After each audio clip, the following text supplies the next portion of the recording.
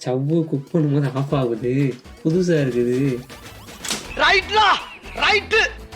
இந்த லட்சத்தில் நான் எப்படி சமைக்கிறேன்? இடையில வந்து மழை பெஞ்சிச்சு, ஓகேவா?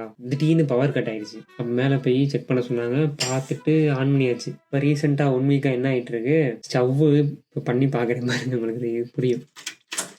ஸ்டவ்வு ஆன் பண்ணிட்டேன். இது வரைக்கும் இது ஆகலை, ஆனால் 3 டைம் கட் ஆயிடுச்சு. இப்போ பவரு ஸ்டவ்வு குக் பண்ணும்போது ஆஃப் ஆகுது, புதுசாக இருக்குது. ஆஃப் ஆயிடுச்சா? இது வந்து எனக்கு மட்டும்தான் ஆகுது.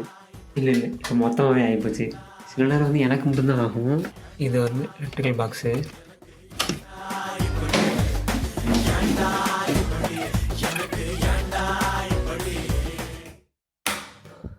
ஒவ்வொரு டைம் 5ஆவது மணி ஏறி ஆஃப் பண்ணுறது.